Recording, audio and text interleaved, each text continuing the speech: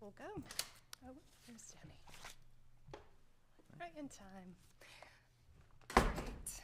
Good evening. I'd like to call this meeting to order. Anne is out this evening. Scott has the evening off. Scott has the evening off. Well deserved. And we can move to approval of minutes. Grandchildren. If everyone is ready. Can I get a motion to approve the November 6th meeting minutes? I move to approve the minutes of November 6, 2023 as presented. Can I get a second? Thank you. Any questions? All right, all in favor?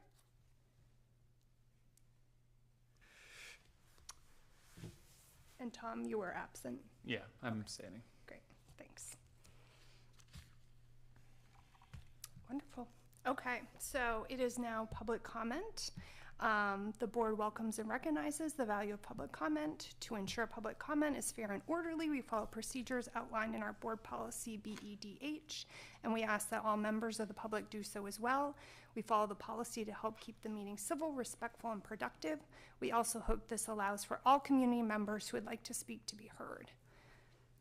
We ask speakers to use the designated podium when they're making their comments and speak into the microphone. If you're interested in speaking, please wait until recognized by myself, the chair. Comments by individuals are limited to a maximum of 3 minutes at a meeting. A clock will be visible on screen to help keep track of time.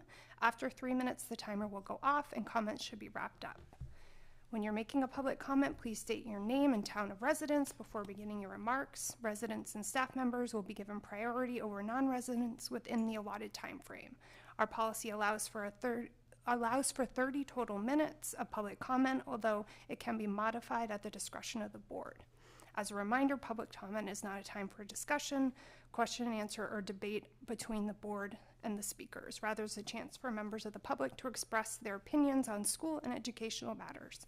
The board will not comment on remarks made by speakers during the public comment period. Please note that this does not mean that we are not listening and does not express any agreement or disagreement with your statement. All right, I'd like to invite anybody here for public comment. Okay, thank you. Next, we get to move to presentations. We'll start with the athletic SIP and update by David Shapiro. Thank you. So I want to connect to, so you can see my presentation here. Bear with me.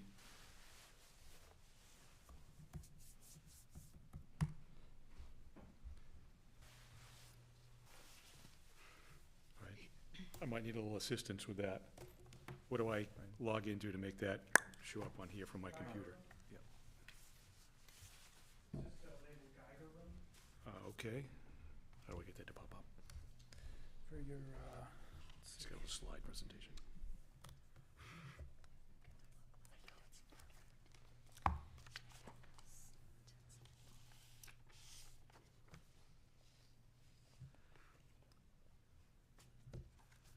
now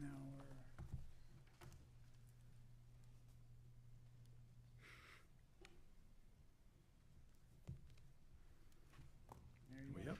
All right. There's Katahdin. And shortly a presentation.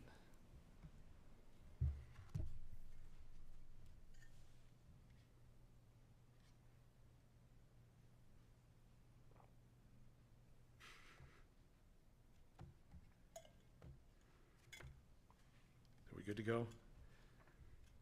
First of all, thank you for having me up here tonight. My name is David Shapiro. I'm the athletic director for grades 6 through 12 here. And just to give you a little bit of an update on what's going on and a couple goals for the future here as well. So first and foremost, just want to make sure everybody understands what our overarching goals are for athletics. And we like to think of and enact that our athletics programs are part of what we do academically. They're not They are co-curricular. So it's education-based athletics is what we look at here. And to give you a little bit about that, I think it's important to, steal some of the language that we use for our classrooms, the 3 R's. And those 3 R's, I know there's a lot of acronyms, would be rigor, relevance, and relationships. And those are the 3 underpinnings of what we do. And we're really fortunate. And again, the educational model for athletics, everything that our student athletes decide to do is an elective.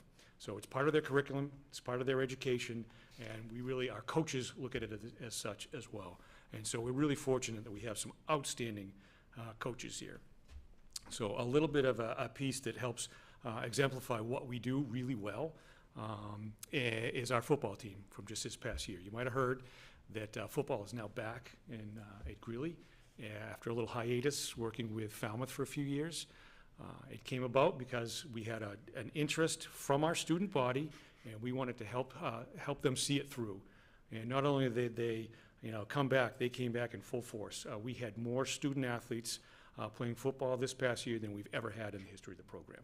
So that is a huge turnaround, and that is really all on them. They did all the work. So at one point into our return to Greeley football, through our first 11 games, we'd won 1. We went 0 for last year. That's almost entirely same group of kids you might have heard ended up playing in the state championship game. So that is, I think what really got us there was not only the coaches know their X's and O's, and not only was it relevant to those kids, and we held them to a high standards, but they really nailed the relationship piece. That we had a group of kids who hadn't played a whole lot of football to be able to come together and play really well together was really a testament to their building the relationships we had from the coaches to the players and the players among themselves. And I can candidly tell you that we had some kids that saw more time in the detention room than they did on the field. And to find a way to bring all of those types of kids together to be able to be successful, that is outstanding teaching. And so that's what we hang our hats on in our athletic department, whether that's grades 6 through 12, and some of the programs we offer, they are educational based in nature. And we want them we put a lot of emphasis on practice. Wins and losses, we say, take care of themselves. But if we do a good job in practice, getting them prepared and teaching them lifelong habits, those are good things will happen. So that's kind of the underpinning of our program. So I'll give you a little nuts and bolts of what we have. You can see it up on the screen there, that our athletic participation has really rebounded since COVID. So we had 252 student athletes at the high school. We had another 160 at the middle school. High school, all of our teams made the playoffs. A little bit of the boosters, just to say a word of thanks to them publicly. We have booster groups for almost every one of our sports teams at the high school, and they do a phenomenal job of supporting our students. And I'm just really appreciative of that. Along with that, they really appreciate what the district has done for them recently, and that is that we pay for the majority of the stipends. Every varsity team has a head coach and an assistant coach, and all the levels. The head coach at every level is paid for by the district now. That was a significant piece of what the fundraising was for boosters prior to this year. So big thank you for that. Other things that we're able to do, you can see we have huddle and live stream. There's a camera in the gym. There's a camera out on the hutch right now that captures all of our home games, and it's a great thing for our kids, a teaching tool and also for statistical analyses. And for those that really want to bring it on to the next level to play collegiately, they can make their own mixtape, if you will, of their highlight films and send them to prospective schools and coaches. So there's a lot of benefit of what we'll be able to do with that, and some of that is paid through the booster groups, some of it is paid through the district, and some of it is paid through our athletic advertising that is part of our athletic advisory board. So we try and get as much bang for the buck when we do things like that, and this certainly helps. The other piece of that is if you have relatives from afar, they can watch our home games, and that's a really big benefit to that. So we're happy to be able to do that. Oh, another piece you see on there too is the concession building and the bathrooms that we have down there. Again, that the district put those out over the last year plus is a significant help, and it really makes for a much more enjoyable experience on game days here. So many thanks for that. So those are some improvements we've had. A couple of things that we have done in the preseason and still currently do. We do have an athletics advisory board. We have students on that, members of our community, a school board member, sitting right over there, and myself, and Eliza Miller is the chair of that, and she has been the chair of that since prior to my time here, and I've been here over a decade. So it's a really, we do some of the behind-the-scenes things, policy, try and get things out there, getting feedback from our student athletes about things we might want to do, whether it's, add huddle or do some improvements in the weight room, a number of initiatives that they've taken under their tutelage to make sure we pass them through. We were fortunate to have Lawrence Alexander come in the preseason and meet with all of our student athletes for the fall. That was great, good interactive with him. We had Lanny Silversides come and talk to our student athletes about mental skills training. So a little snippet of that is studies have been shown. They used a couple different test groups, if you will, and one went through X's and O's pregame, with a little extensive that. Another one was more based on some of the mental skills to do work on pregame, whether it was visualization or other things that you could do to positive reinforce what your thought process, your mindset is to going in to participate. And they found that the student athletes who had gone through the mental skills part of that exceeded the level of play of the ones that were just the X's and O's and doing what you need to do. Now, that's not for everybody, but to give our student athletes more tools that will help them not only on the field of play, but in school. How do you get ready for a test? How do you get ready for an interview? That you're mentally prepared to be able to do these things. These are lifelong skills that, they'll be able to take with them.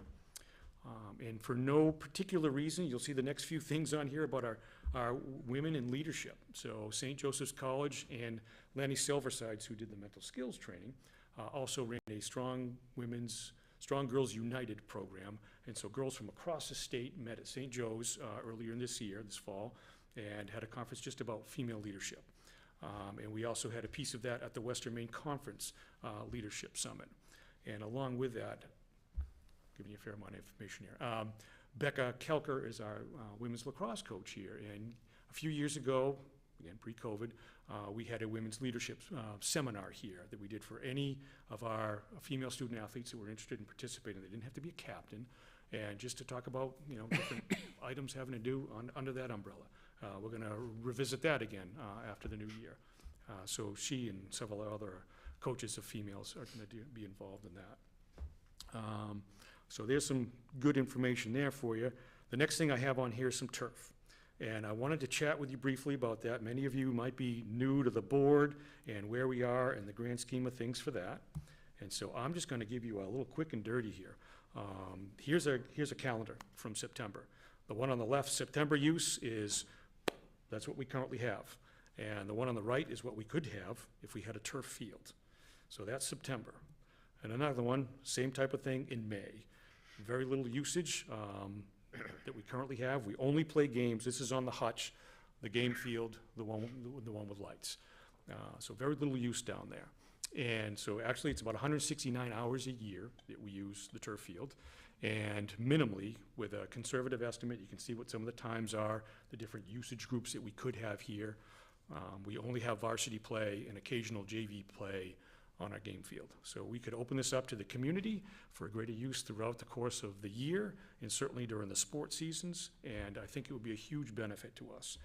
And some of the things that we talk about are like the soft costs associated or the opportunity costs that we have, and I'll throw those all up there so you can see what I'm talking about. We want to maximize the use of that field, especially in the weather that we have. For instance, our football team, they practiced at Yarmouth for the final week of our season. Our field was unplayable. So we had to go over to Yarmouth and play over there. All the MPA championship surfaces are turf fields, except for baseball. But field hockey, football, soccer, and lacrosse are all turf. I told you a little bit about the opportunity cost, and along with that, I've talked to folks at Twinbrook that if we don't have to go there as much, we would still need to go there on occasion. It's just only a field here. That would certainly open up recreational space and opportunities at Twinbrook. And, it would also a longer opportunity for us to safely be on, that game field and practice on it on a regular basis too. And, again, after talking with our student athletes, 94% of them in the most recent survey from last fall and spring said they'd really like to have a turf field. And they say the time is now. They really like to have that happen. So one other little tidbit I'll give you here before I go, before I forget, and then if you have any questions, feel free to fire away. We have 20 varsity sports here. And of those 20 varsity sports that we offer, we have 13 head coaches that are Greeley alumni. So that is a pretty unique situation that we have here. That speaks to what a wonderful community we have, that people stay here, people go and they come back here, and they clearly enjoyed their experience if they're coming back.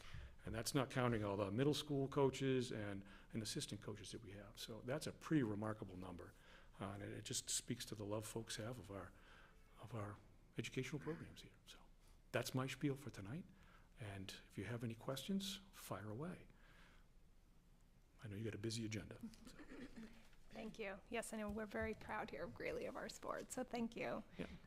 I'm sure there are some questions. Do we just want to, do people want to, I'll start on this side. Thanks for the presentation. This always excites me because I know just how important athletics are to kids' development and non-cognitive skills, and so it's pretty cool. I just turned 40, so I couldn't read everything that was on that schedule. So can you give a couple of examples Yes. of like just how else we could use the turf field? Absolutely.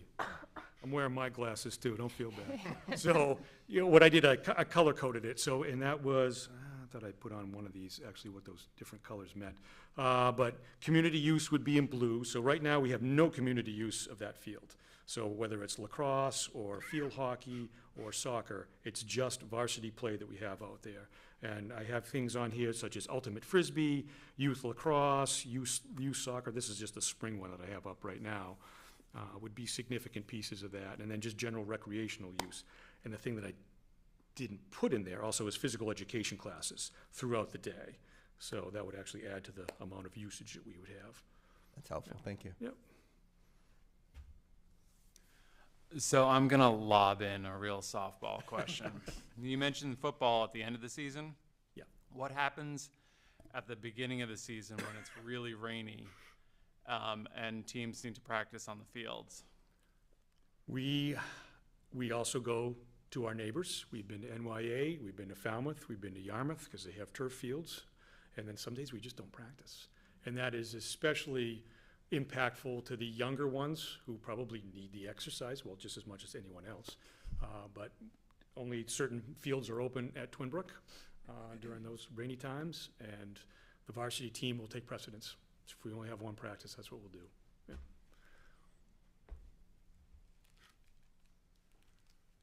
Anyone else on this side? All right, questions over here. Well, I guess I'll pedal off of that. Kind of the opposite extreme. Do you know of any schools in the area that have not been able to use their turf field because of the heat? No. Okay, so that is not an issue. I thought I had heard that. So Not so much in our climate. And what we would do, well, so that's, let's see, figures don't lie, but liars can figure. We wouldn't play during the heat of the day. All of those folks have lights, and we would have, we have lights here. So you're not going to play in the hottest part of the day. okay. Yeah. And have any of our athletes experienced any injuries, any adverse reactions to playing on a turf field? Not that I am aware of. You could certainly, that's a great question. And so I would answer that in terms of, yes, it's safer. In terms of when our field is unplayable, it's not a safe field. Sure. Is it overall more safe? It's really about the same. You can get an injury. You can have a non-contact injury on a turf field if you're wearing the wrong shoes. But that could also happen on grass. Really, the numbers kind of bear out that it's really about the same. But for our purposes, it would be a safer experience because we can play earlier in the season, we can play later in the season, and we know we have a consistent surface. But that's a great question. Yeah. And then, Tim, I turn And a fair 53 tomorrow, so I really can't see this at all. I would love if you could email this or post this. This would be Sure. so helpful Yep. to look at more up Absolutely. close. Yep. Thank you. I was going to ask a similar question to, I think, the answer that you just gave Kim following Aaron Rodgers' injury in football this season. I know a lot more scrutiny came on turf fields and, what those comparisons were between turf versus the natural playing grass surface. So it's good to hear that we haven't had those injuries for our players, and it sounds like there are ways that if we do move to turf, that we can help make sure that those kind of injuries don't happen. Correct. Based on equipment, that kind of thing. Yep. Good. Anything else for the good of the cause? Or that's your question, sorry. The students have any questions? I guess not as much a question, but I know that a lot of students are very passionate about having a turf field, and I think that it's something that some students feel put us at a disadvantage in not having it when you have to go into playoffs and play on a turf field when you've been practicing most of the season on a grass field, practicing and playing our home games most of the season on a grass field. Mm-hmm. Thanks. Christina? I just, I feel it's new, and a lot of places have it now, and we're learning a lot, getting a lot of facts, and I just want to find out more facts. I know some professional teams. I know the women's soccer national team is questioning all their injuries, caused by playing on turf. I know it's much faster, so I definitely have heard from my own son playing soccer that there's a real difference. I get that. I just think in my mind, the jury's still out. I just need a lot more information before the investment is made. I understand the passion for it and everything, and I understand the time, and but I just feel like we just need more information, and if it works, awesome. And that's fair. We can certainly provide that. Yeah. Great. Yeah, I know that one of the things that we'll be hearing a lot more of over the next few meetings is just as we look at our campus and an on-campus option is how do we maximize our space. And so I think having more information as you're sharing right now of how we might be able to maximize some of our space on campus will be an important part of that conversation. Good. Happy to help you find that out. Awesome. Good. Thank you. All right, Appreciate it. thank you. Great. How do you kick me off of this now? Just close her up. How's that go away? Nice picture. All right, yes. They were 9 years old at the time. That's pretty amazing. That's awesome. I know those kids. Now they're teenagers, they won't go. Thank you. Well, we're lucky to have two presentations tonight, and the next one is featuring our own Tommy Gaffar, who's giving us a presentation on the high school student survey forum and the survey results. So you're up, Tommy. Yeah, so I'd first like to preface kind of what student forums are at the high school. It was a tradition and something that got started during COVID, where the student government surveyed the students and just kind of about their general sentiments, and also each survey that is part of a student forum has specific themes to it to look at specific items that may particularly be affecting students' lives. So the actual student forum that we had was on November 9th, and I know that there were also a lot of people here who were also present at that forum, so feel free to jump in if you have any insights to share. So first, there's kind of information about which grades were the largest shares of responses. So 31% of responses came from the freshman class versus 23 from the sophomores, 21 from the juniors, and 25% from the seniors. So the first part of the student forum survey that we administer is just kind of like a general temperature check of how students are doing with many different factors, such as mental health, under the kind of umbrella of mental health, including screen time, time spent exercising, and just kind of how they feel in school. So the first question that we ask every survey is, do you have at least one adult at school who you feel comfortable to go to if you had a personal problem? So for those who can't see all the way up to the board, the the portion of students that feel that they do have a trusted adult is around 75% versus 25% who feel like they don't. This is pretty consistent among the responses that we've gotten in past forums as well, where it's usually about 3/4 feel like they do have an adult that they could go to, and about 1/4 feel like they don't. Kind of in that same vein of support, this question more looks at how often people feel without support, and specifically lonely and without support. So the largest portion of responses said never, which is good, at 37% of students feeling like they never feel lonely and without support, followed by 27% feeling that they are rarely lonely and without support, and 26% feeling like they are sometimes lonely and without support. And most of those numbers are kind of usual, but what we really looked at and felt was very important was the share of students that felt often and lonely and without support every single day. So it was around 15% of students that felt this way, and while 15% is a kind of small chunk of the pie, it is a significant amount of students when you look at the overall responses, which were 377. So there has been an increase in students who don't feel lonely without support and feel supported. However, there still is a significant chunk of students who do feel lonely and without support frequently. The next questions that we asked were about kind of exercise and sleep, kind of the wellness aspect of the survey, where we surveyed exercise and sleep. So 42% of students said that they got a chance to be outdoors and exercise for at least 30 minutes per day. And I'm glad that I did the presentation following the athletics, because that is a sharp increase in students' share of students, and that can also be seen through the increase in athletic participation, which is really exciting.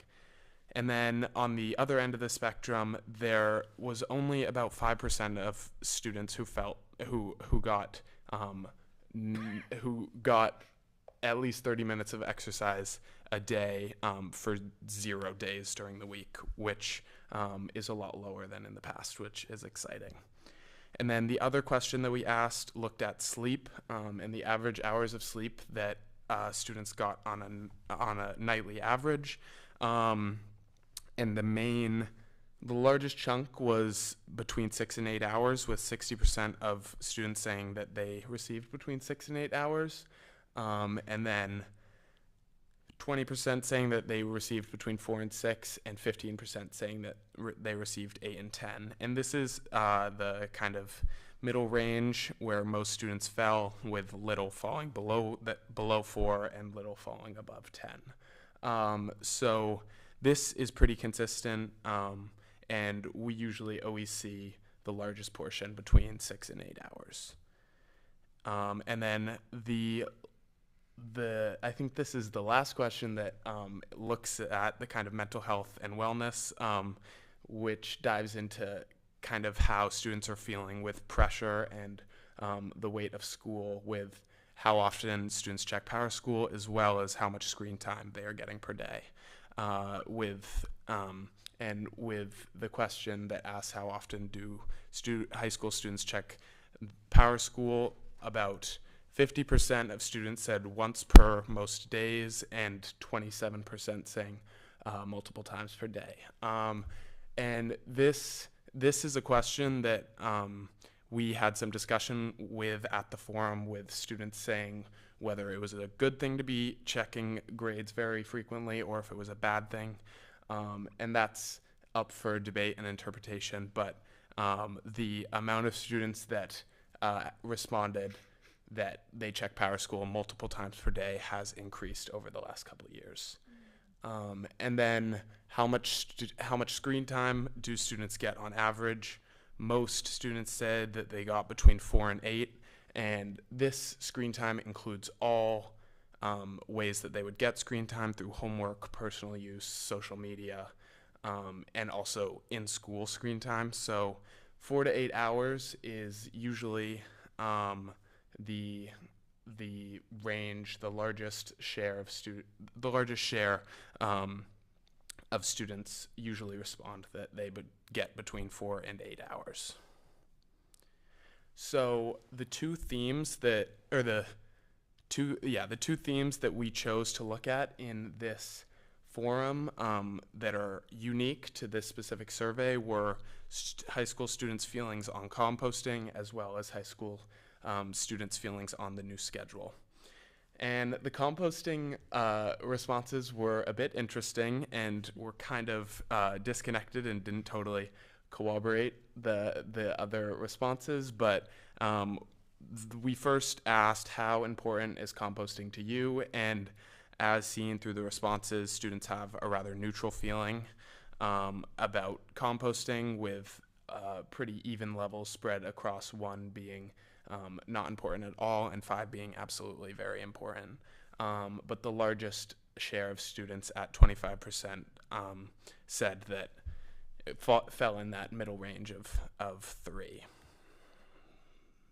And the next question we asked was, would you be excited to participate in the proper disposal of waste, specifically looking at participating in composting at the high school?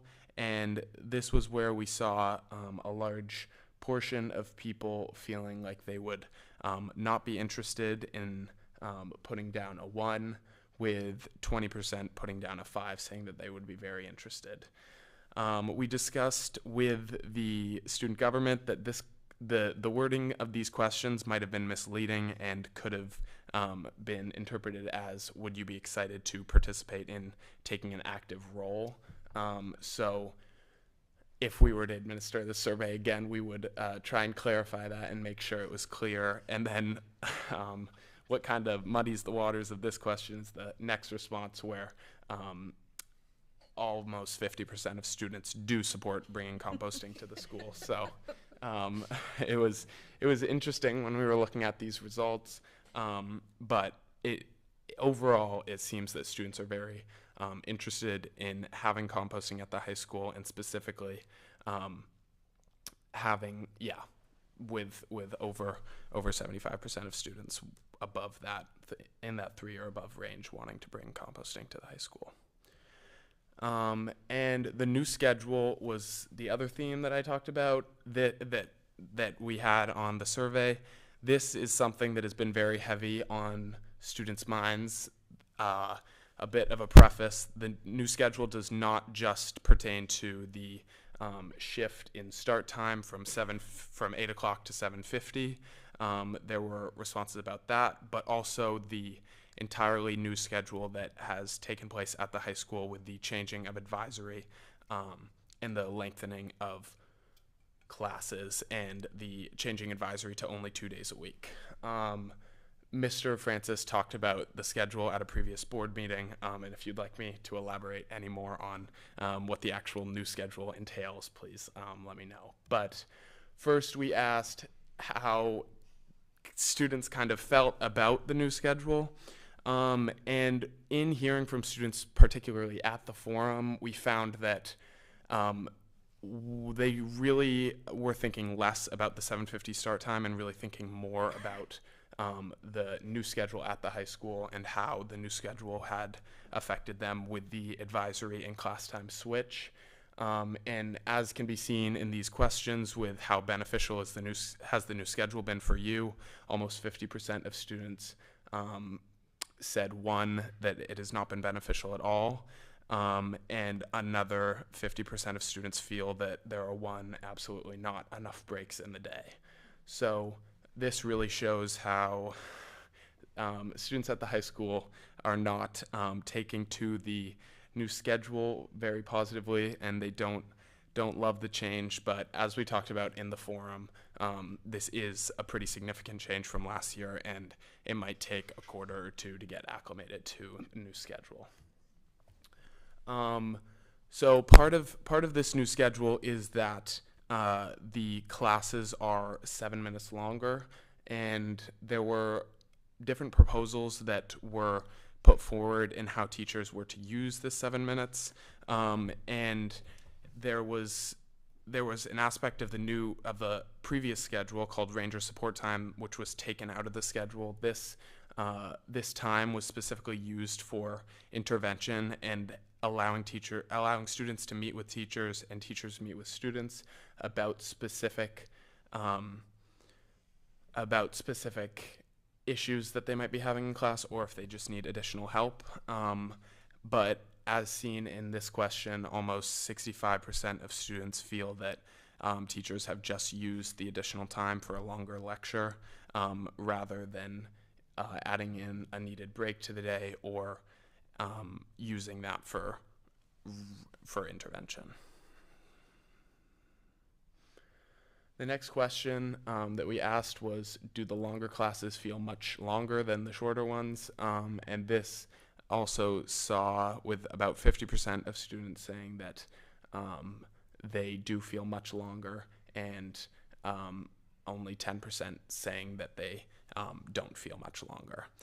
And another interesting thing about these results is that they're pretty consistent among numbers with how many students are putting the extremes on both ends. So if you remember back to the previous questions, 50% has been put in the more disfavorable category for all three questions, hovering around 50%. So this shows the consistency of the results and how students really are not as big fans of the new schedule.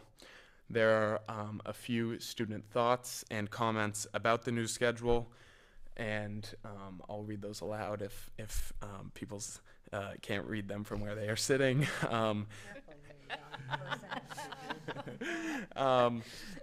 And some of the comments said that I like the schedule, but not the earlier start time.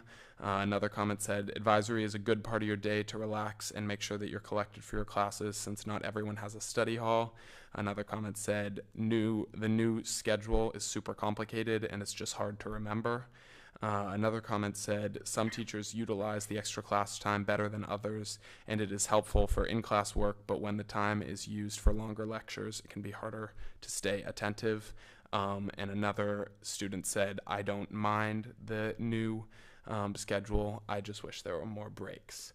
And these are some of the tamer responses that we took from the forum. There definitely were some people that felt very, very strongly about the new schedule, and even used some terms that I absolutely would not put in this presentation. But I think that it is clear that high school students are not as big fans of the new schedule, and I think that this specifically boils down to there being not enough breaks in the day. The lectures are feeling a lot longer, and definitely that the early starting time has become difficult to make a new part of their routine.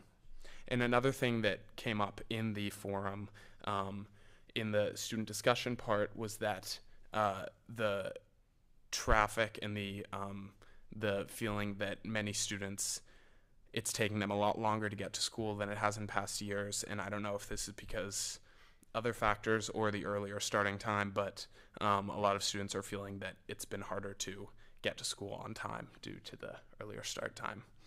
And yeah, that is basically the student forum. There were some aspects that I cut out just because it wasn't super relevant to this, and also if anyone has any questions about the presentation, but also about discussions that went on at the student forum, yeah, please let me know. Can you describe the format of the student forum? Mm-hmm. Yeah, absolutely. That was actually one of the slides that I had taken out. So basically, it happened in the library, and we presented this information, and it was followed up. So there was a panelist of teachers and administrators. Some of them were Mr. Porter, and Mr. Francis, Miss Hayes, and then some teachers at the high school. We tried to pick teachers that are specifically might have insight onto the specific themes and topics that we had chosen. So we had teachers and ed techs that were super knowledgeable about composting that we invited, and also Mr. Francis and Miss Hayes to talk about the schedule. And then the panelist of teachers and administrators is kind of there to give their comments and have a discussion and allow for students to voice their concerns. So we went over the survey results and then had some discussion questions, and students were able to bring up their own thoughts and ideas to discuss as well. Great. Thanks, Tommy. Yeah. Questions? So I think you may have just answered it. So the word composting, it just, not that students don't know what that is, I'm not saying that, but to me, when you first say composting, I think of like, you know, that rectangular wooden thing in the backyard that got full of raccoons, and so we had to get rid of it. So at some point, did you define it on the survey, or did you say it means processing, separating things after lunch, or how did you do that? Yeah. Did everyone get that information? We had a little blurb at the top of each little section that gave students kind of a little idea of what they were answering about. I don't know if it was as clear maybe as it should have been given the inconsistencies in the results. And we also, in the specific question about the proper disposal of waste, we asked about recycling as well. And I think that might have muddied the waters in terms of maybe students felt confused, and then it led for more inconsistent results. And was there any question involving training the younger grades with composting and training? Because I know that's been a sticking point. If you guys can do it, you can teach them.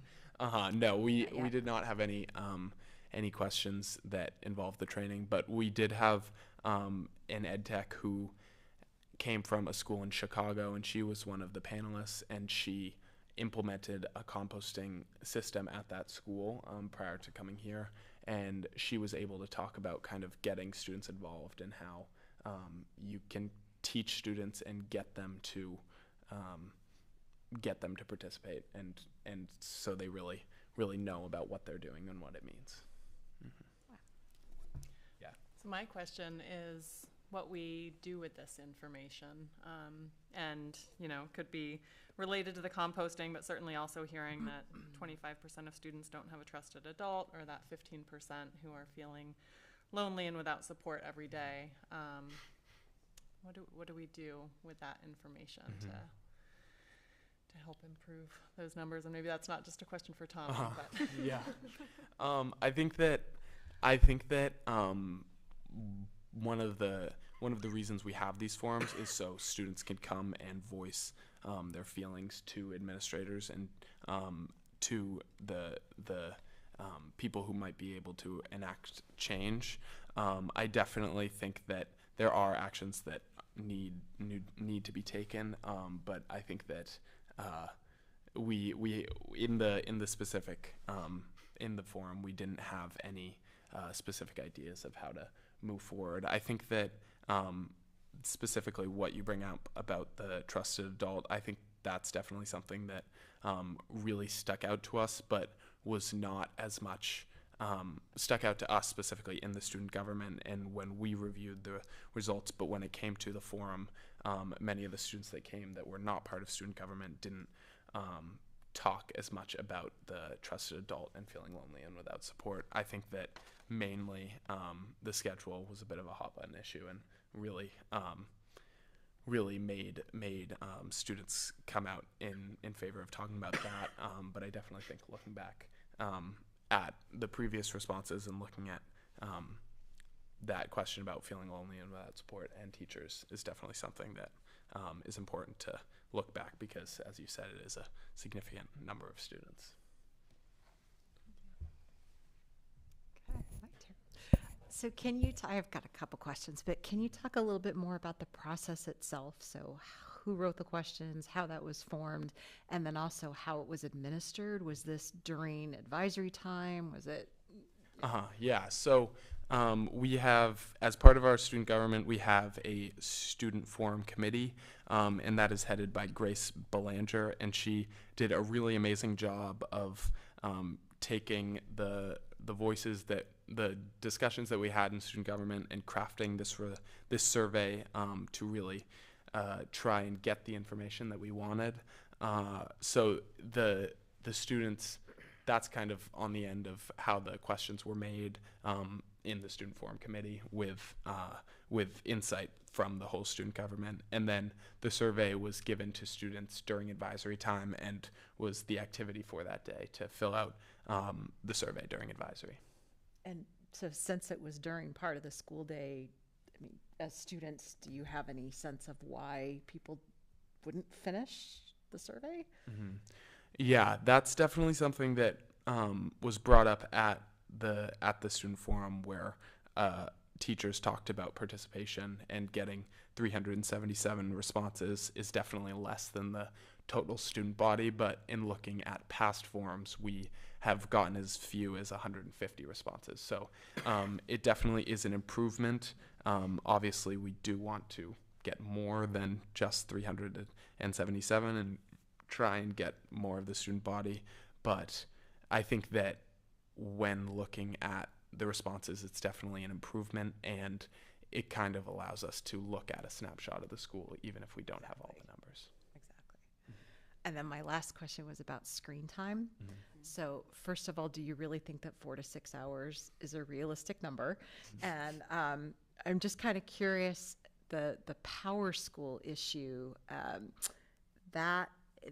so your feeling is that students are spending a lot of time checking their grades. So that is a sense of maybe how much pressure everybody's under, right? As opposed to Google Classroom, right? Isn't Google Classroom more where you're finding out if you're missing assignments or to keep up to date on assignments? So what do you think the difference might be, or was that not even really considered?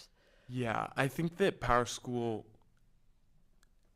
I think that Power School, it doesn't it doesn't make for meaningful screen time. So like checking Power School very frequently wouldn't increase the amount of screen time that you had. It would more kind of be a barometer of how much pressure students are putting on themselves. Mm-hmm. But really with Google Classroom, from the student perspective, and I definitely, Sophia, you can talk a little bit about this if you want, but I feel like Google Classroom, it's more of a tool rather than like the grades that you get in Power School are kind of the stressor and the pressure that's being put on rather than what's coming through in Google Classroom. Well, it's just like as a parent of a high schooler, I get the notifications from Google Classroom if really? a certain someone is missing assignments. But then Power School also, like sometimes they don't agree. So I was just curious if that was a factor at all. But what about the 4 to 6 hours? Is that a realistic number? Do you think it's higher than that?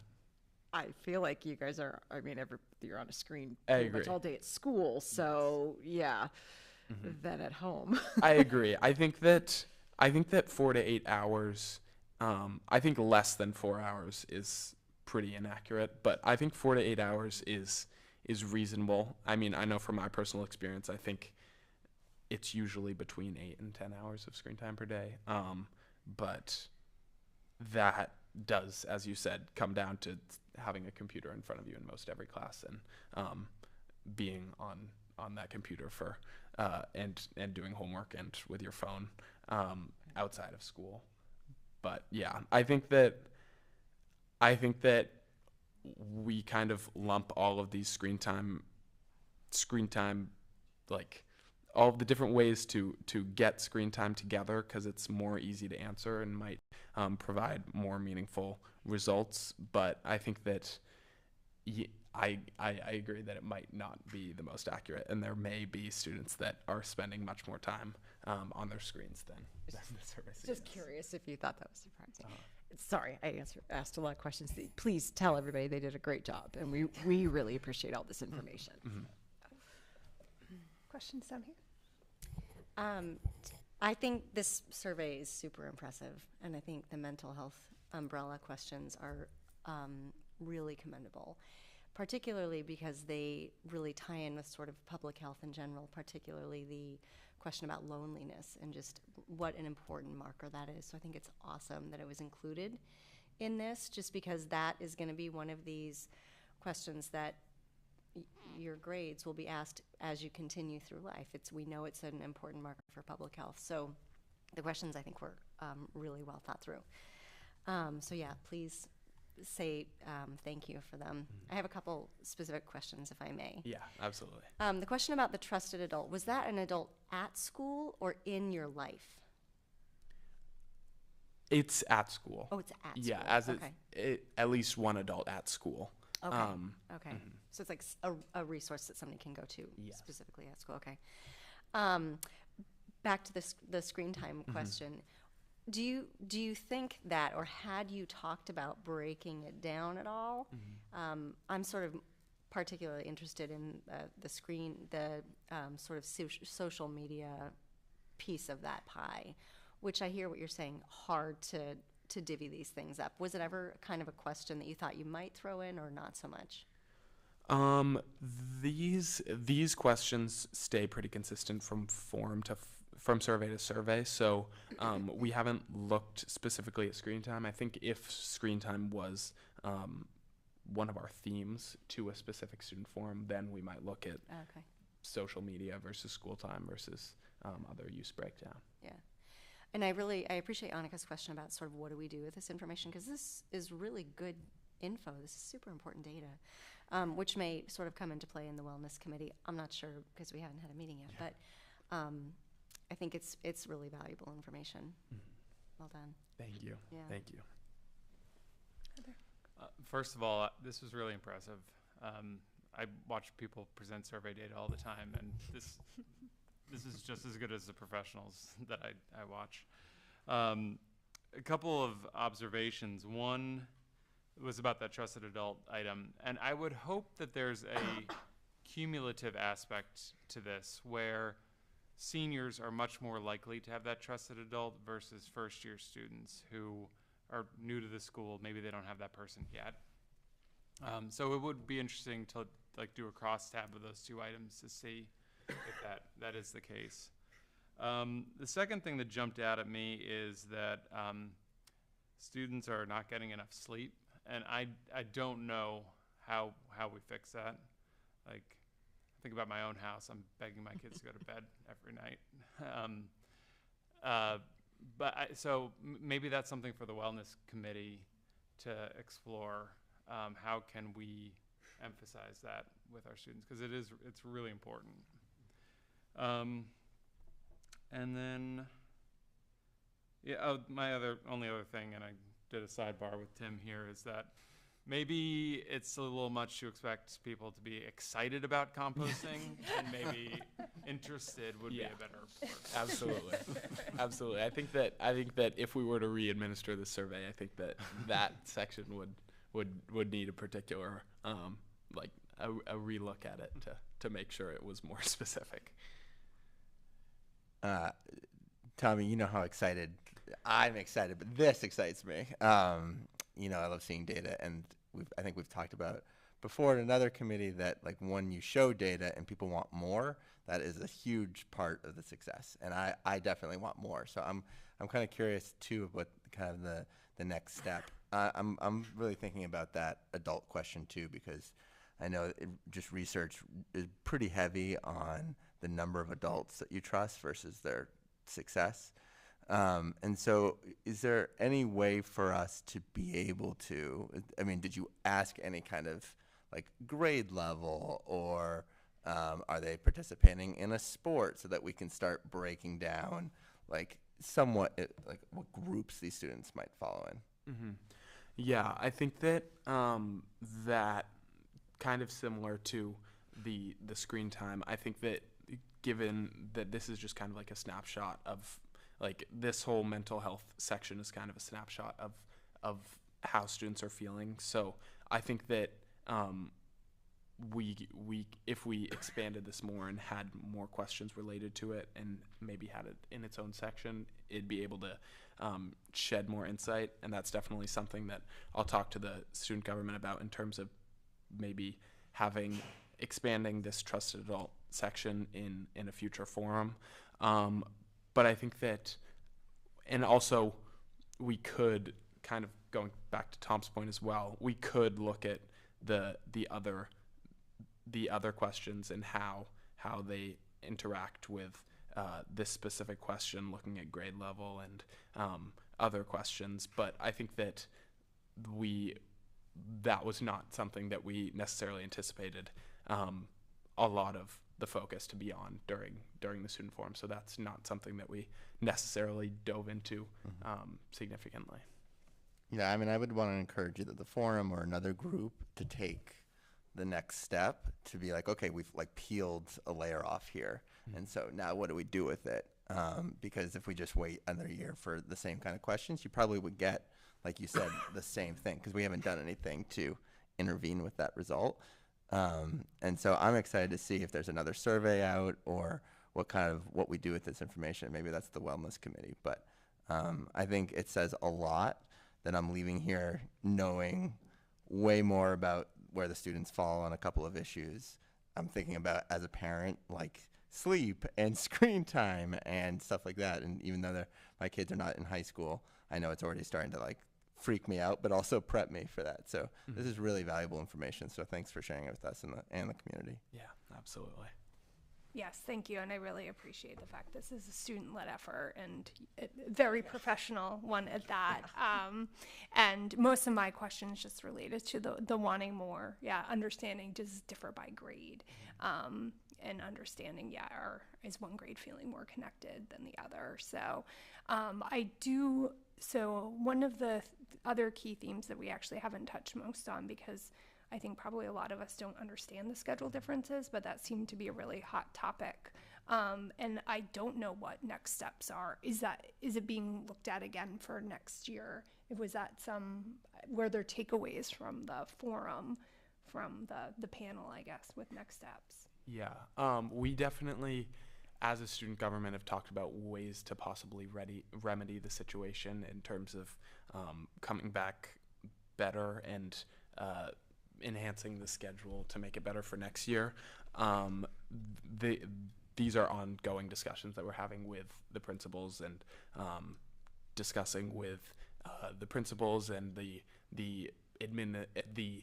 group that had looked at advisory. So it's an ongoing theme, and it'll be something that we continue to look at, because as indicated through these survey results, it's a very strong and potent issue in the high school, and that's definitely something that you also feel, not just in the survey, but also in the day-to-day experience of the high school. It's something that students talk about a lot.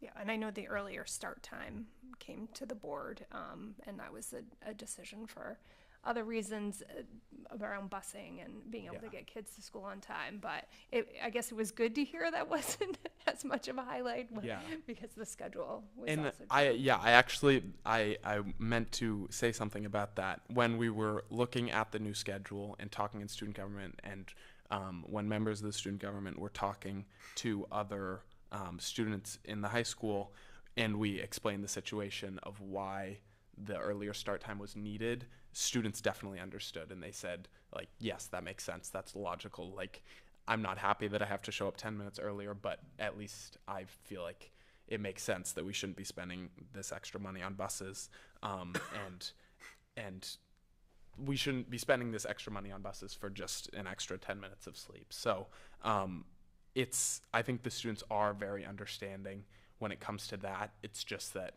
the initial shock, and maybe the fact that they didn't understand first, like initially, made students feel differently about the issue. That's good feedback. Christina, do you have I was just going to ask about how many minutes did we change it? So you answered the question. 10 minutes. Okay.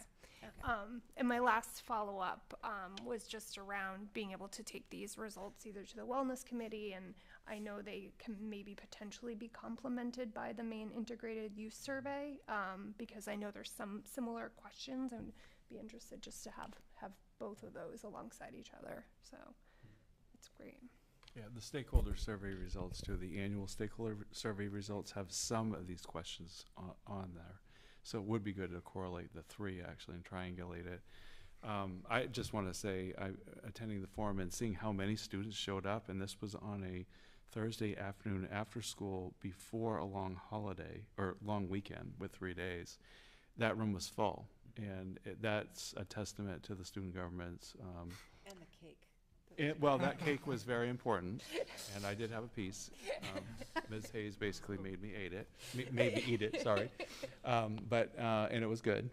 But I do think it was really, the students had very good questions and really interesting comments.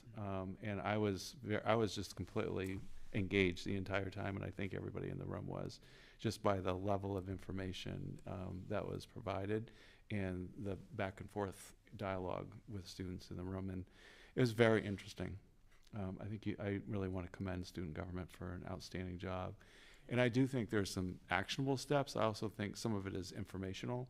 That just kind of gives you a temperature check, which is what Tommy said at the beginning, around where our students. There are some things that I think the school and the district can do to help when the time comes. I mean, composting is in the beginning stages of it. And one thing I heard from some students in the room was that they remember in middle school what it was like to compost, and they kind of want to do that again at the high school. So they actually have a reference point. So I think it's not a hard sell, and definitely we're helping at the district level to do the big stuff to help the students in the school get there. So that started, but there are a lot of other really important considerations in that data, and I think it was very valuable. And thank you for doing that. Are you going to do one of these again? Or? Yeah, and that was actually another thing that I wanted to say.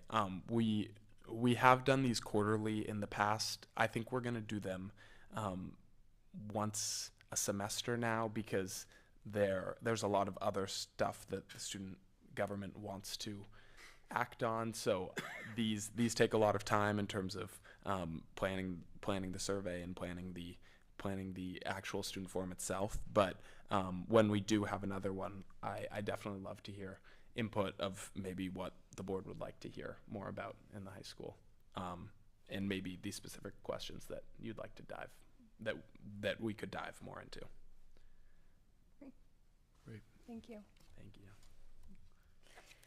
Okay, so no items for action this evening. So next up is the superintendent's report. Yes, the superintendent's report. No items for action on the superintendent's report either. We'll see how that goes. If I can get it up here.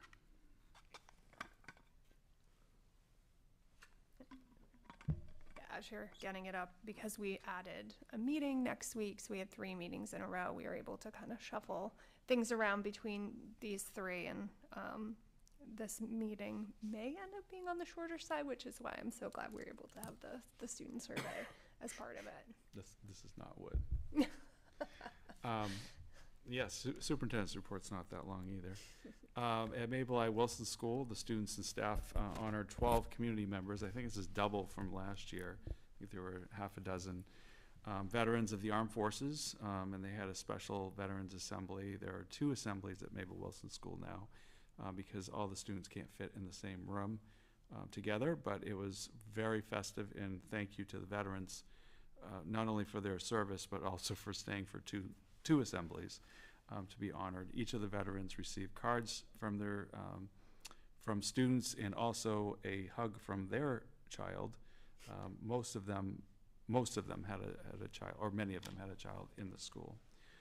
So it was just very nice to recognize. So thank you to our veterans and to the school. GMS 4-5, this has always been a highlight. We had to take a couple years off, obviously, from this, but this is a highlight of the 5th grade American history study, and it's really focused in 5th grade around the Revolution, colonial era, the Revolution, going up until the Civil War. But the Freedom Trail is such an important part of the study in 5th grade and really those early years of the republic and becoming a republic. And what a gift it is to have just less than 2 hours away, you know, so much of the American history here. So we've always taken advantage of it. Great to see the students enjoying the Freedom Trail. Every 5th grader has this experience in our school district, and I think it's an amazing experience for the students. At the 6-8, they recently had a combined band and choral concert that was held at the Art Center, and we had a lot of students participating. In fact, our band and chorus programs at the middle level are always huge. So it's a great testament to the teachers at the middle school, music teachers and staff, for getting the students energized around this and being able to see these programs. At the high school, the National Honor Society inducted, and I had counted the number of students actually in the program, but now I've forgotten, but a large number of students who got in. There's a baseline, which is grades, and once grades, that baseline is met, there's 3 other pillars of National Honor Society service: character and leadership, beyond academics. And so we had many students, most of them are juniors, that get accepted into NHS. We have a few seniors every year as well. So a very nice event. Also at the high school, we had many seniors who ended up going to Quebec City at first. I think students kind of held off putting their interest in to see if they were going to go, and then all of a sudden we had a huge swell of students that expressed interest in going on this trip. It was a 3-day, it was over I believe the Veterans Day weekend, just a nice cultural excursion to Quebec City and seeing specifically the old part of the city. And then the Rangers Rock edition, the Lady Rangers, obviously I could shout out every team for making it to the playoffs, but there's 2 obviously that Mr. Shapiro has already talked about. The girls cross country team won the Western Maine Class B title this season, and then the Rangers football took the 8-player large school South final and made it to the state championship. So congratulations to those teams, but also to all of the teams this fall. To be able to see that kind of resurge in student interest in athletics is just amazing, and it was a nice fall for that as well, nice weather. And then Superintendent's Notebook tonight, we have ordered, and they have arrived now. We will have all of our buses outfitted with interior cameras. In our fleet, we have about 30 buses in our fleet, and we only had the cameras on the newer buses that we've purchased over the last few years. So we went ahead and just ordered all of them. It is a safety issue. And I had informed the board a few weeks about this weeks ago, but I thought I'd just put it out there publicly. This really helps us in a lot of different areas. It helps drivers be able to review something or to be able to check on what students are doing, even if it's after a run, and be able to get on it the next day. It helps administrators review footage if there's an issue that arises on a bus, and they need to be able to check on that. But it just, in general safety purposes, for students to know that there are cameras on there and they've got to take safety seriously, that's an important piece. Staffing levels, I'm very pleased to report that we are at 99%. We were at 85 to 90% most of last year. So we are at 99%, and the remaining positions at this point are daily substitutes and lunch and recess aides. So if we have anyone that is watching this program and you've thought about being a substitute, we pay $130 a day. And if you're interested in just working a few hours a week as a lunch or recess aide or as a daily sub, we'd love to hear from you. Call our office, email us, whatever you want to do. All the information's on our website if you're interested in applying. But that is the only area that we're really, we actually took our ed tech job announcement down for the first time in 3 years. It had been continuously running for 3 years, and we have filled every single position, and I hope there's not a vacancy today that I didn't know about. And we also have, I think we're gonna be hiring our very last teaching position. This is a position that's been open for a year, because it's a very, very specialized position, and it's very difficult to find people in this position. But it looks like we are on our way to finishing that very last teaching position that's been open for a while. And I've been attending staff meetings over the last couple months at each school and special education. I'm trying to arrange time for the support services as well. But just talking about the supporting staff plan, including being able to, we've already moved on the pool. We offer the pool twice a week now for 45 minutes for staff members only. It's a dedicated staff member time. We're going to be opening up the weight room, and we're hoping to do the gym this winter as well, one of the gyms, as the way to support our staff and their wellness as well. This is an area that we've been talking about for quite a long time, and the Wellness Committee has also talked about this for a while. And that is the report. Great. Any questions? Just a quick question. The 2 new vans that are leased, Yes. do they have cameras as well, or are they too That is a small? great question. I don't know. I don't think they do. I'm going to ask them about that, though. And I will let the board know. Jeff, can I ask a clarifying Sure. question? When we say staffing, just in general, we also are including bus drivers, facilities, Yes. stuff like that? Okay. Yes, yep. And we do have right now 2 vacancies in transportation, Yeah. which is part of that. Yep.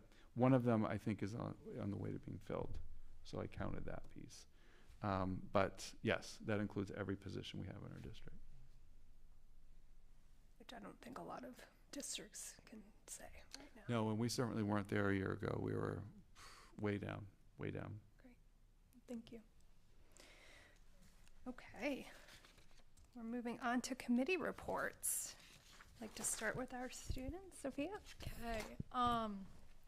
Well, considering we're meeting next week and the week after, I don't want to spoil too much for what's to come.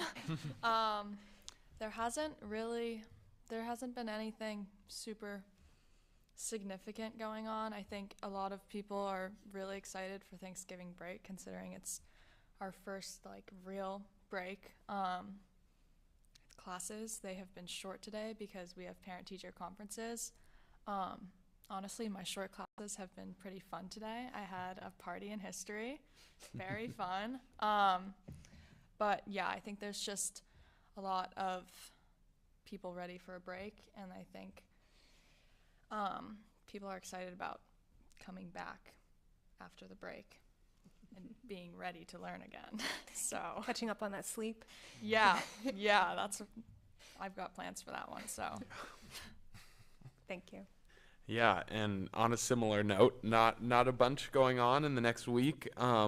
Today, winter sports started, except for hockey, which had started a couple weeks ago. But swimming started, basketball started, indoor track, all of the winter sports. Today was the first day, which was exciting. And then, other than that, not a ton. Also Thanksgiving break, and yeah, the seniors went to Quebec over the weekend, and I definitely heard that a lot of people had a lot of fun, and it was really nice to use the French and be able to be in another country. And I know that I've talked to Madame McDonald, who coordinates that trip, and it's a nice opportunity for students who have been taking French all throughout their time at school to kind of celebrate that and be able to use their acquired French in a fun trip. So I know a lot of seniors had a great time in Quebec. Great. Thanks, Tommy. Sure. So I was asked by someone in the community whether the high school, whether conversations have been going on about the conflict in Gaza, and whether any Jewish students are feeling marginalized or uncomfortable about conversations that might be just curious if that has been going on, how it's been managed, how everybody feels about it. I think none of my classes really, we touched on it a tiny bit in English, a tiny bit in history. I mean, I haven't heard anything from Jewish classmates that I know about, but not really. And we've talked about it more in history. We're going to be diving into kind of Middle Eastern politics and the aftermath of World War II, which is like kind of exactly the stems of these issues. So we're definitely going to inspect it more, but we've talked about it a little bit. And I know that there have been some students who, not on the Jewish side, but more on the Palestinian side, who have just felt really just a deep sense of sorrow for what's going on. And it's definitely a poignant subject, and I think that it's something that definitely needs to be discussed with like awareness and with kindness. And I know that a lot of students, particularly in history, have some very strong opinions about it, and we've discussed it a little bit in all of my classes. But yeah, I think that school-wide, though, there's not a lot of discussion going on about it. I think that it's something, it's a touchy subject. So yeah. Thank you. Great. Community Engagement Committee. Megan, welcome back. There's a lot of excitement on the Community Engagement Committee about planning some events to actually engage with the public, particularly as it relates to the new school option. That's where the focus of the Engagement Committee has been and still lies, is in communicating and hearing more about the options. So I think that we're really looking forward to engaging once we know a little bit more. So more to come on that. Great. Thank you, Megan. Finance? The Finance Committee will be meeting next Thursday, November 30th, to get things moving on the fiscal 2025 budget. Great. Sounds like a made up year, but yeah, it's actually coming. Science fiction. Denny? Tom, where do we stand on the year to date? Do we get a report at some point how we're doing? Are we on budget, not on budget? I'm talking about the 23. So that's a Scott question. Unfortunately, he's not here. We get updates at meetings as we get closer to the approval of next year's budget. The one thing that the town council does, every I think without commentary, they just dump the overall, big spreadsheet, so people can look at it and ask questions. But you can't really find that now. Yeah, Jeff, do you have anything to add? So Scott will be bringing that to the Finance Committee on the next meeting, and then that can be shared with the whole board. Right.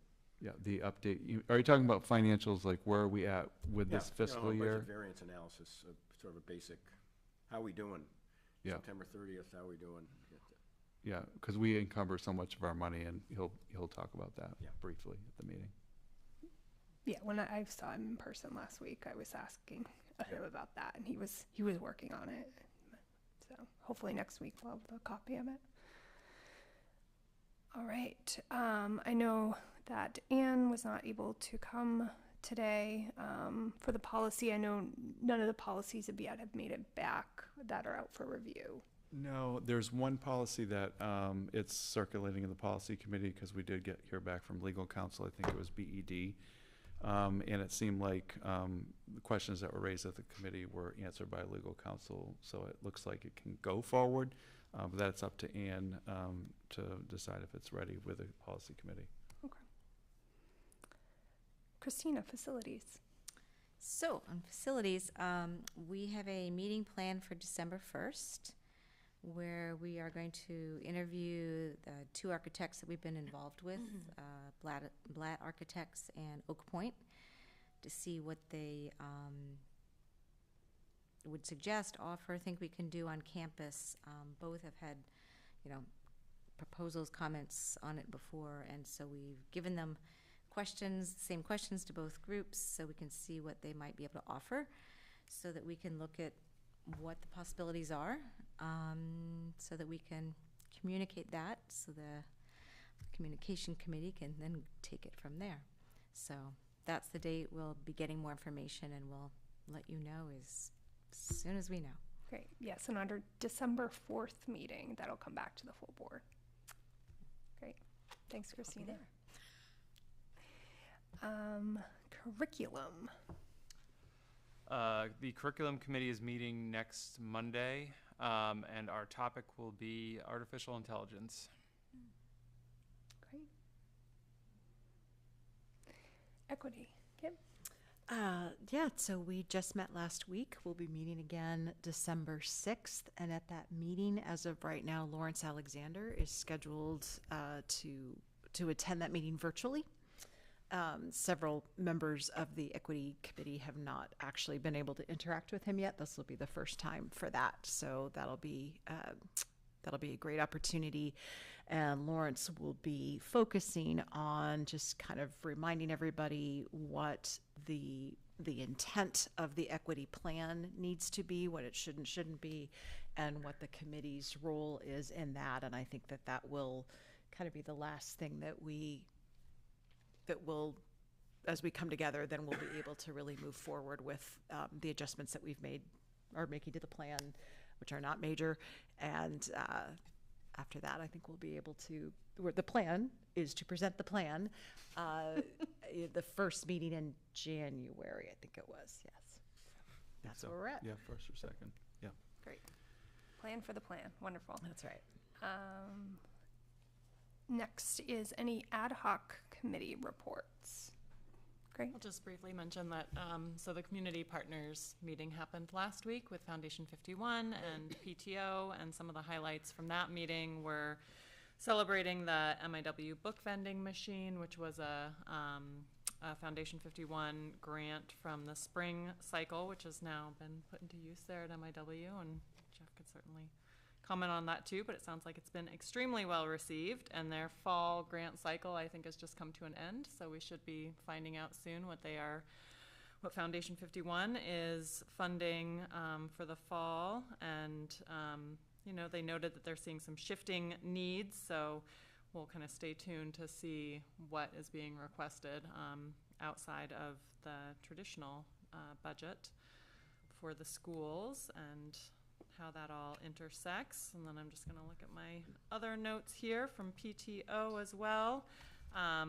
They were able to reach their ambitious goal of $15,000 through their Parent Power Appeal, so they were excited about that, and that surely enables them to do things like increasing their amount of dollars for enrichment per student, which is $12 per student this year, $1 more than last year per student, and also building-wide enrichment is $250 more per year than last year. So it's great that they've been able to do those kind of increases. And I think the only thing coming up immediately is the MIW movie night on December 1st. Wonderful. Thanks for the update. Has there been any other ad hoc committees to update? I attended athletic advisory last week, but David, I think, covered just about all of it. One thing I did want to mention from the meeting, I had raised some questions about middle school sports, and we got into that. And I appreciate David and Eliza being responsive to that. And I saw you, Leanne, on the soccer field sideline this fall as we watched a team of 35 boys compete. And I had questions about what are the goals of middle school sports, and talked about the challenges of fielding teams that large. And they actually pointed me to our own board's policies, that it's the goal of the district to meet the developmental needs of our students. And those are extremely varied at the middle school level. And it's a priority to make these opportunities available to anybody who wants them. Otherwise, if they get cut as a 7th grader, they're never going to return to this. And what's the alternative? That they go sit at home. So I've talked to plenty of parents over the past year who have had questions about this. And I had questions myself, and I'm satisfied with the answers that I've received. I think our own policies make a lot of sense. Yeah, thank you for mentioning that, Tom. I know as a parent, it was like overwhelming to watch, but boy, did those kids have fun in the end, right? Mm-hmm, they did. And then I heard 45 turned out for basketball. We have the participation in this year's 7th grade, I don't know if it's larger than usual, but it seems to be pretty big. And so it's great that they don't get cut at that level, because many kids are just starting to figure out what their interests are. So Do they do JV and stuff like that?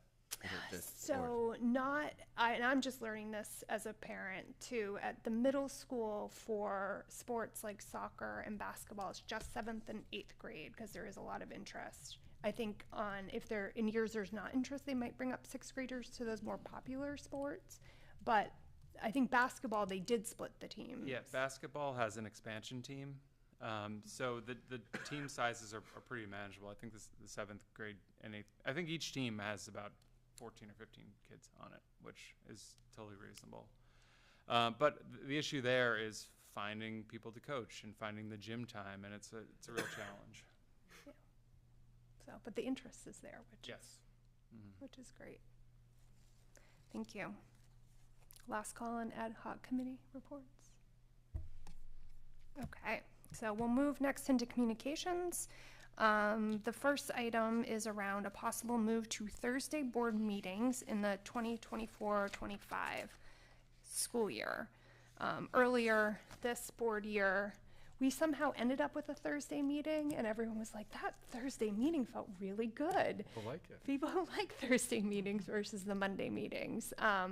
And so we sort of looked to see if we could make adjustments this year, and it didn't really work out. So we're trying to plan ahead for next year, and I'll let Jeff kind of walk you through. Yeah, thank you, Leanne. So it does take a long time to get, if you're gonna make a change like this, we have to put it out, 8 months in advance, because all the schools have events. Sometimes they're held on Thursdays and they have to make adjustments. We have concerts. You think of all the things that go on in schools, open houses, we have to really make those adjustments. So even events that happen on Thursdays, if this change happened, schools can still have things on Thursdays and events. We always try to say stay away from board meeting Thursdays if possible, especially because I know all of you want to attend open houses and all those things. So that's part of it, but also if there's topics that people can't be in 2 places at once. So the schedule was drafted with Thursdays in mind, just so the board could actually see the dates. There are a couple of things already we've gotten feedback on. One of them is October 3rd. We would need to move that as a possibility to another date, maybe the 2nd, Wednesday the 2nd, because of Rosh Hashanah. We did get that feedback from a couple people, so we'll make that adjustment if this goes forward. The joint meetings, there's 2 of them, October 17th and April 9th, and they're both tentative. The reason April 9th is on a Wednesday, it doesn't have to be on a Wednesday. We could move it to a Thursday. It was on a Wednesday, so we were assuming the towns liked it on a Wednesday in the spring for some reason, but we really haven't checked that out. So it could easily move to Thursday.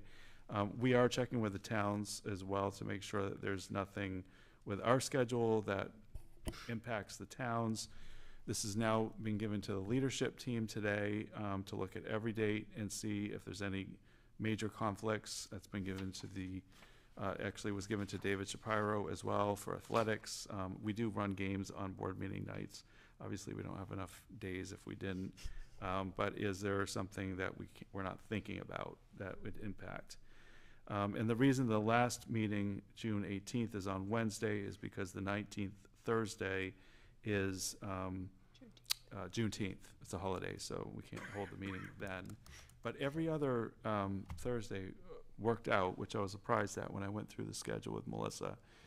Even vacations, we were able to get the first and third Thursdays. Even Thanksgiving is later next year, so it worked out there. I think that's generally the schedule. Again, it's all very drafty and tentative, and it feels probably we never put this out this early, but again, if there's gonna be a change, we want everybody to know about it, and everybody to give feedback and be in the loop, so that hopefully after the winter break, we can come back and say, we have already got a schedule, and then we already have concerts start getting scheduled, we start talking about next year's dates and events and all that. We just wanna make sure that we're not impacting anything, and then hopefully by the new year, early in the new year, we can put this out and say we've made this shift after checking everything out, but that we're in the checking everything out phase.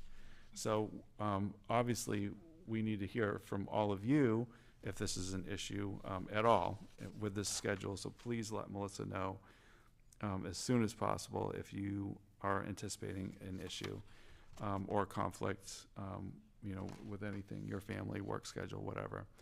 We need to take care of that first, and then we're looking at everything else too. It does take several months to make, it's been a long time since Mondays have been the board meeting nights here. And so if there is an interest from the board, we will go there. There is a policy that the board has called BE, and policy BE would need to be updated because it's very specific, and it says, actually it needs to be updated anyway. It says 6:30 p.m.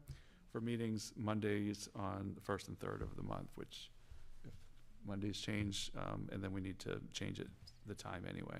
And there's Monday holidays a lot too. I think that's how we initially. We end up with a lot of Tuesdays or a Thursday, or we just end up with, yeah, there's several a year that we're trying to get around. But this was actually a pretty clean schedule for being able to get most of the Thursdays in. So. There is a typo. Oh, where's that? On Thursday, December 19th. This is 2023. Oh, yeah. And that We went has from 24 to 24. has the school calendar for next year been set? When would winter break start? No, you set that in March usually. So we start the process regionally soon. And so all the 8 or 9 districts that go into paths, we have to sit and by state law make sure that we're not dissimilar more than 5 days. So we have to do that first. And then when that gets done, everything else gets put into our calendar, our local calendar. And then we bring a draft to the board. Usually it's in March. And we try to, most years, we try to get the calendar done in March, 1st and 2nd, because families start asking us if it starts getting into April. They're like, whoa, way too late. Because there's camps and everything else going on. But I think a good thing is that everybody knows when the last day of school is. That didn't used to be the case in the past. And now I think the board made a great decision whenever it was 2, 3, 4 years ago, in putting remote days in after the first 3 days. So, and by the way, the Department of Ed did approve the board's action at the last meeting to waive those 2 days from October 26 and 27.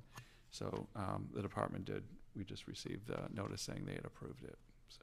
So that doesn't impact this year's calendar. Doesn't impact the school year. Great. So it sounds like what you're asking is everyone take a look. This calendar was shared. If you're going to be on the board next year, if you're considering another year on the board and wanted to know what the schedule might be like and if that influences. Or you just want to come to public comment Or and make you- sure it's on the right night. So you can always come back and speak. And so we'll be voting on this after the holidays? Yes, basically, I think, yeah, well, it has to be a vote because it's policy. So policy BE would be your vote. Okay. And I think I had a question out to you and Ann as the policy chair to see if BE needs to even go through policy or can it just come straight to the board. I think in this case, it probably makes sense just to come straight to the board. But I know we're waiting to hear from Ann as well, so Great. on that. Great. So Yep. Is it possible to open discussion too about 6 versus 6:30? I think it's, the board is in charge of the calendar and the schedule and their own meetings. And I think whether it's done in policy or here, makes probably more sense to do it here, since these are meetings. Because you prefer 6:30, is that what I just know personally for my work schedule, I'm in Okay. Portland, I have to go to Freeport and then come back and like, I'll be chewing a lot. It would be really annoying, but I'm trying to figure out whether that will work the 6 or not. But that's me, I'm just one person. So, Yeah, I mean, I think that's a board discussion. Yeah. Yeah. I don't know if, it says in the policy that it's supposed to be 6:30, Christina, so. And I don't know when it was moved to 6. I don't- Last year? Was it last year? It might be a year or two that we've had 6. Yeah. And I think the part of the reason is the meetings were going long. Yes. And Yep. so because they were going long, it was feeling like we needed to meet earlier to Right. be able to accommodate that. But if that's not necessarily the case, then. I like that part. Yeah, so. But if it's a Thursday, It's a I feel Thursday, like I that's could what it is. go a it's little later Thursday. on a Thursday. Just Interesting. start at 9 then. Start. So yes, if people want to think around the dates and the times, we still have a month or so before we have to make a decision and put a policy recommendation up.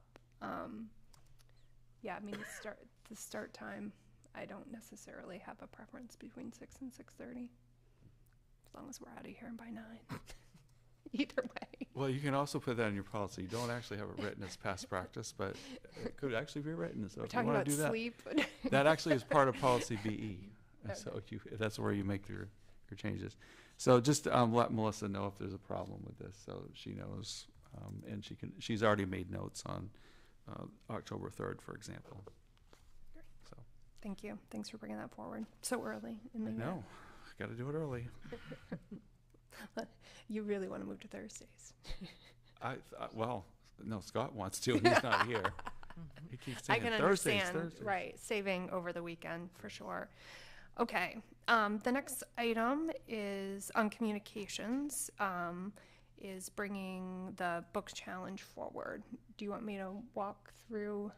Sure. I put the slide up. It's basically just the process, just making the public aware. Okay. I know the board's aware of the process, but So, and I can just read it since it's on the slide, if people can't see it. there you go. I can see it. Sorry. So the book Gender Queer by Maya, I'm going to not be able to pronounce their name right. Maya Kababi? I think it's Kabobi. Kabobi, thank you. Which is part of the GHS Library Media Collection, has been challenged under policy IJJ. A 5-member review committee has completed its work and is recommending that the book remain in the GHS library. The complainant has appealed this recommendation to the board. And now we have a process that we're going to follow. As of today, 11/20, each board member will receive a copy of the challenge book and is requested to read the book by December 4th. At our next meeting, which is a week from today on the 27th, the appeal will be heard as part of the board meeting, the committee recommendation. The committee will present their recommendation. They have 10 minutes or less. The chair, Susie Robbins, will speak for the committee. In the 10 minutes, Susie will speak about the committee's recommendation, and there will be a chance for some Q&As. And then the complainant will also have 10 minutes of time. And again, it's to present their appeal and also have time for committee questions. So the note is also up on the slide. Board members can ask clarifying questions of both the committee and the complainant, and the questions are one-way in nature, with the board asking questions only. The board is asked not to answer questions from either the committee or the complainant. This will occur in public session. And then on December 4th, the step 2 is dedicated. There will be a separate dedicated public comment on the book challenge, so that meeting will have 2 public comments. The board will deliberate in public, and then the board will vote on the appeal, which is to retain or remove the book from the library, and the board's decision is final. So that is the process, and as I mentioned, the book has been shared with all of the board members, and we have the next 2 meetings to go through the next 2 steps of the appeal. Did everyone get a book? Hopefully everyone got it. Okay. we'll make sure Ann gets one. She's the only one that's absent, right? Okay.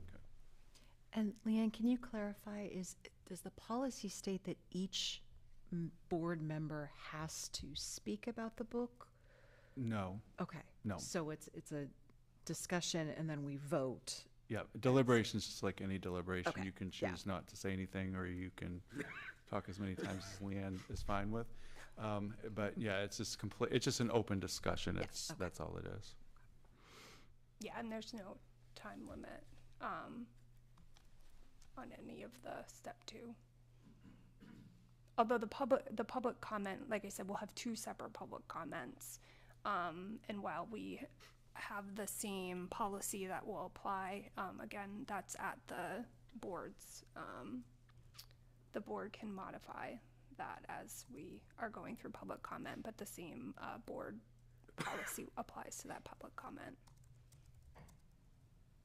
Any other questions? Yes, Denny. Yeah, just a question on staffing of the committee or the board.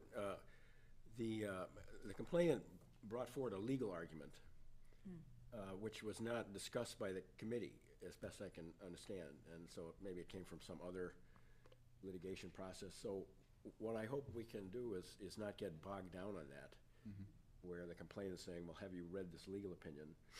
Because we're not going to be able to say anything about it. But we are entertaining attorneys, so could we kind of spend a little time seeing what that's all about? Yes, actually on step 2, the legal counsel for the board will be part of that meeting, helping to facilitate it. That's actually typical process. And Am I correct that our committee did not They have didn't. You're right. any interaction with this legal view? You're right. So So, their it only would be job great. was to look at criteria and then make a decision based on the policy. So if the attorney we have, it'd be great if he could kind of weigh into that and say, here's what I think. Yeah. Because I certainly am not competent, and some constitutional law, it feels a little bit like there was some cutting and pasting, from other Yep. appeals on this book, to me. I'd like to nail that one down. And any other questions of fact, that we just could spend hours, is it true or not true, Yeah, there'll be definitely a framing for the board on the, during the second step. There'll be a framing of, what is the board's role in this? Yeah. And how do you make a decision, and what's the basis of your decision? So based on Thanks. policy. Yeah. Just thinking ahead, given what could be public interest in this, is this room suitable for it? Do we need to add chairs? We've had, I think, 1 or 2 public comments that were pretty full, and people were standing, and it just got very stuffy in here. So it could be just more chairs in here, or we need to rearrange some things. But just a thought for maybe the next, the meeting where public comment at least is available. Yeah, there definitely could be, we've moved venues, so I think that would be up to Leanne to think about if you want to hold it in the GCA, because it might be a larger audience, or if you just want to stay here and just make sure that we have more chairs. I don't know how many people will be attending this, but I do expect there to be interest in the topic, especially on the 4th. Yeah, and I think the other question that's come up is just around a sign-up sheet for people who may be wishing to speak. I think that might be helpful. I agree with Tim. If we can avoid it, it would be good not to have a standing room only setup. We have plenty of room in the GCA, and so if we need to spread out, I hope we can Yeah. do it so that doesn't become an. We'll talk about that. Yeah, and we can we'll talk. figure that Thanks out, for because asking. I do anticipate that, I think you're right. I think there'll be a lot of interest. Although it was standing room only at the band and chorus concert too. Yeah. Thanks for looking into that. No, we can do it. It's just based on your, It's after the play too, so. oh yeah, we have to check to see if it's available too, but on a Monday evening, it is usually more available, but we'll see. There's a lot of room in here too. I mean, we could probably get more seats in here. I have no idea how big of a thing is, but I don't even know if we could fit that way. It could just be rearranging where we're at, but I think we should just anticipate that. that our IT people are ready and ready to book us wherever we need to go. Yeah, these can't really move much because of the cameras, but, Mhm. and the podium is set up with the cameras in mine in here. Fair enough. So it does take the tech department time to set up in a different space than the one they're usually in, so we would have to decide that soon. Great. So we'll talk about it.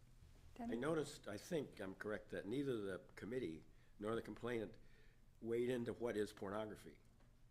I don't believe it is even mentioned in all of that. So that would be an area where, there's a lot of definitions of that. Mhm.